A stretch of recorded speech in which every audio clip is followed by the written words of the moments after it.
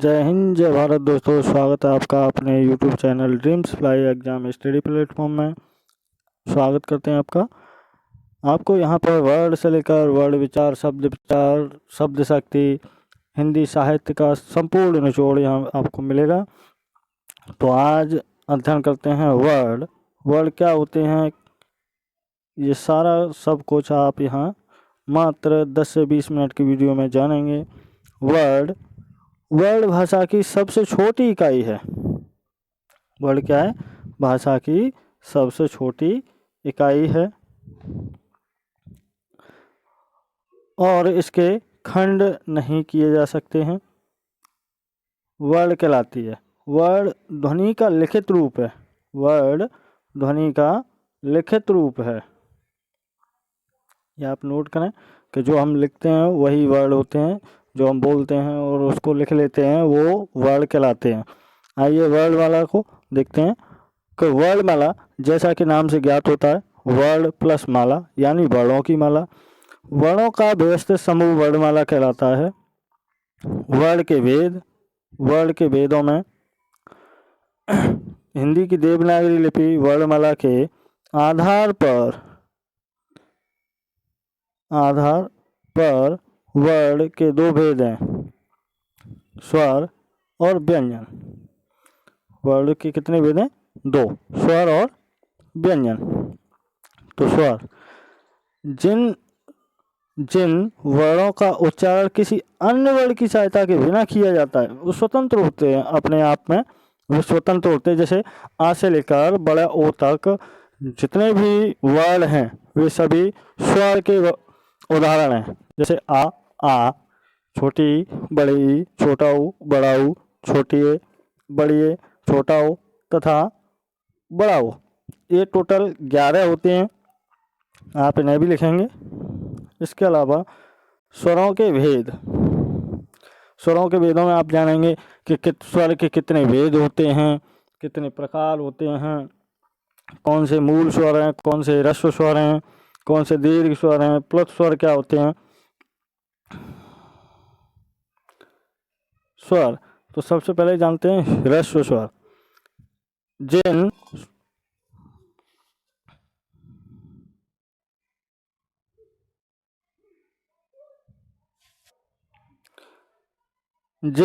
स्वरों के उच्चारण में मात्र एक मात्रा, जैसे अगर आप श्लोक कोई लिखा हुआ है और उसकी मात्राएं काउंट करते हैं तो जो छोटी मात्राएं होती है मूल स्वर, जैसे अ, ई, ओ, रे, उनकी एक मात्रा काउंट करते हैं तो मात्र एक मात्रा का समय लगता है, वे ह्रस्व स्वर कहलाते हैं। ये 4 होते हैं, अ, छोटी ई, छोटा ऊ तथा ऋषि।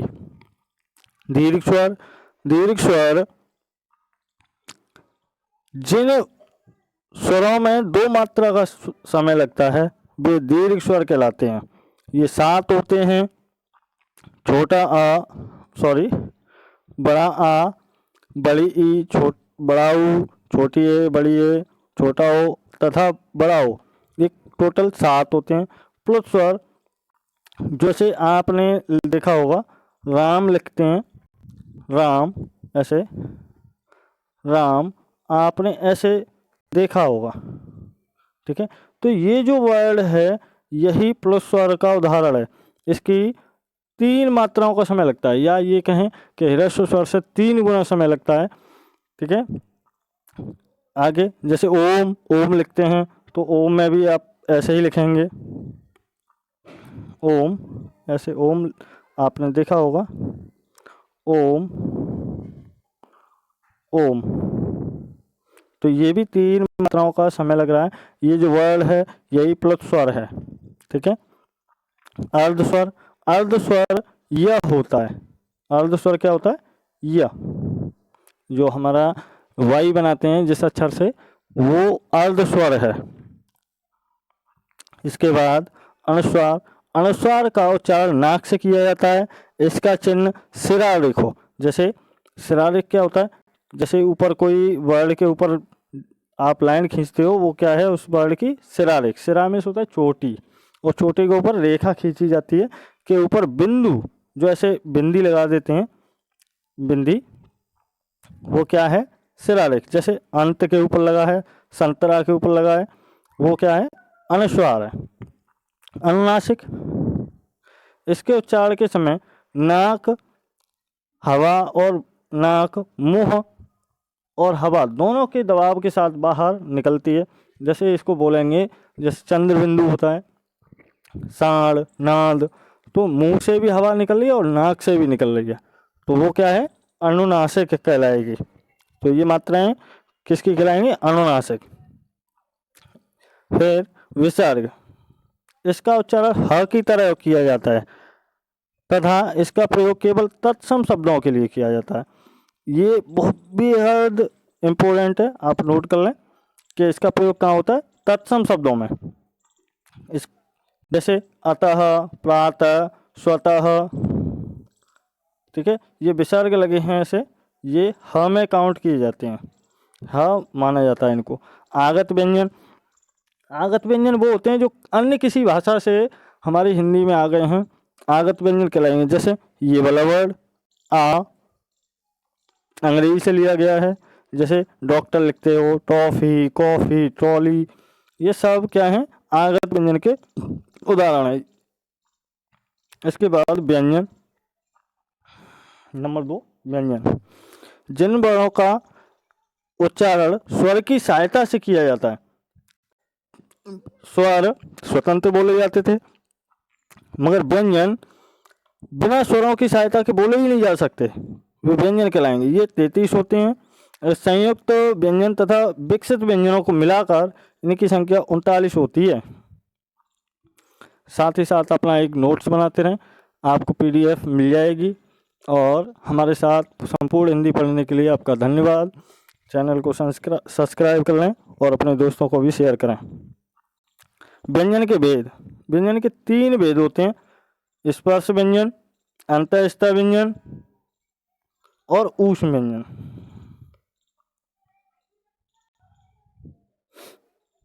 क्या होते हैं, जब हम इन्हें बोलते हैं तो हमारे जो आवाज़ है, हवा है, ध्वनि है, वो कहीं ना कहीं टच होकर के निकल रही, मुंह के किसी न किसी हिस्से पर, जैसे कंठ, जीभ, ओठ, कहीं ना कहीं वो टच जरूर होगी, चाहे दांत से जीभ टच हो या कुछ ना कुछ अंग जरूर टच होगा।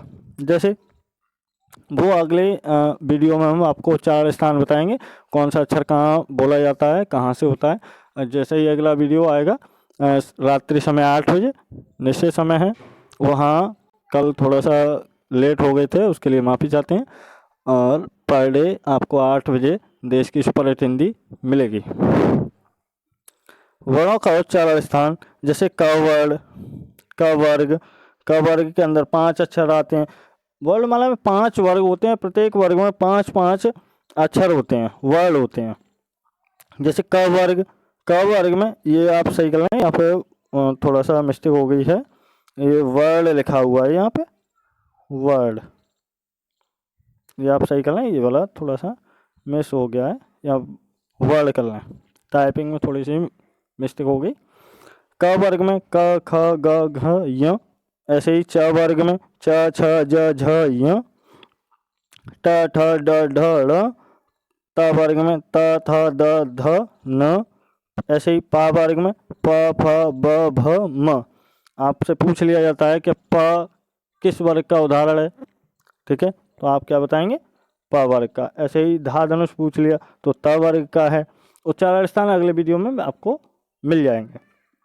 इसके बाद अंतःस्थ व्यंजन, और देखो अभी मात्र 9 मिनट का वीडियो हुआ है और जल्दी ही देखो थोड़ा सा ही रह गया है और ख़त्म हो जाएगा।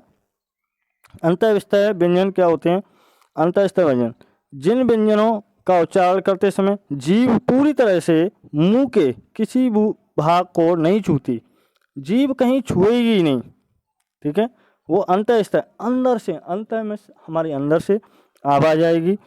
जैसे ये 4 होते हैं, ये चारों ही अंतःस्थ है, ऊष्म व्यंजन, संयुक्त व्यंजन, ये 4 होते हैं। संयुक्त व्यंजन हमारे काउंट नहीं किए जाते, इसलिए 33 होते हैं। अगर उनको भी काउंट कर लिया जाए तो 4 वो, और आगत व्यंजन 2,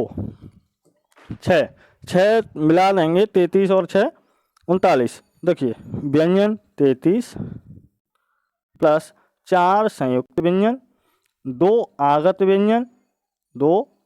व्यंजन, टोटल कितने हो जाते हैं 39। अगर उन्हीं को मिलाया जाए तो 33 व्यंजन है। ठीक है, उनको ना मिलाएं तो 33 व्यंजन है। अंतःस्थ व्यंजन य र ल व आप याद रखेंगे। फिर उसके बाद ऊष्म व्यंजन। ऊष्म व्यंजन क्या होता है कि जब हम ऊष्मा, अगर हम किसी वर्ड को बोल रहे हैं और मुंह के अंदर से गर्मी, घर्षण की आवाज़ के साथ ऊष्मा निकलती है, या रगड़ खाने के कारण मुंह से गर्मी निकलती है, गर्म हवाएं निकलती हैं, तो वे ऊष्म व्यंजन कहलाते हैं। ये संख्या में 4 होते हैं, श श श ह। जब हम बोल रहे हैं, आप भी बोलने की कोशिश करें, आपको खुद महसूस होगा, फील करें। श श श ह। आपने देखा कि एक ऊष्मा निकल रही है। ठीक है, तो ऊष्म व्यंजन के उदाहरण हैं। ऐसे ही छ संयुक्त व्यंजन। संयुक्त व्यंजन 4 होते हैं, छ त त्र ज्ञानी और स्र। ये 2 अक्षरों से मिलकर बनते हैं, इसीलिए इनको संयुक्त व्यंजन कहते हैं। जैसे जो छतरी वाला छ है वो क और श से मिलकर बनता है। इसमें थोड़ी सी टाइपिंग में मिस्टेक हुई है। आप ये अर्ध आधे अक्षर बने होते हैं। क के नीचे ऐसे हलंत लगाएं और सा के नीचे ऐसी, ता के नीचे, ज के नीचे और स के नीचे, इन सभी के नीचे ये आधे आधे अक्षर होते हैं। ये मिलकर के संयुक्त होकर एक पूरा अक्षर बनाते हैं। जैसे त्र त और र से ज्ञानी, ज और चूलकियाँ से, जैसे हम चूलकियाँ बोलते हैं, वो क्यों बोलते हैं, क्योंकि उसका चूल के जैसा मुंह होता है। चूल्हा मतलब जो घरों में यूज होता है, खाना पकाते हैं मिट्टी का, उसके जैसा। ऐसे ही श्री जो सलगम वाला सा होता है और र से, इन 2 से मिलकर के बनता है। इसके बाद द्वैत व्यंजन। द्वैत व्यंजन जब एक स्वर रहित व्यंजन का दूसरे स्वर सहित व्यंजन, मतलब एक सेम वही होगा। अगर कोई वर्ड है, एक आधा है तो दूसरा पूरा होगा, पूरे वाले पे स्वर की मात्रा होगी। किसी अगर कोई वर्ड है उस पर कोई मात्रा नहीं है तो उस पर छोटे आ की मात्रा अवश्य होगी। जैसे ट ये आधा हो गया, और ये वाला ट ये ऐसे डंडा लगाया तो ये ऊपर वाला सिरा रेख जैसे ही आप बनाओगे तो इस वाले अक्षर पर ऑटोमेटिकली छोटे आ की मात्रा लग जाएगी। ठीक है, तो जैसे आपने देखा धक्का, बच्चा, मिट्टी, धम्म, दिल्ली, ये सभी किसके उदाहरण हो जाएंगे, द्वैत व्यंजन के। इसके अलावा काकल्य व्यंजन एक ही होता है, ह। ठीक है, अब इसके बाद इसमें थोड़ा सा रह गया है, वो है उच्छिप्त व्यंजन। उच्छिप्त व्यंजन,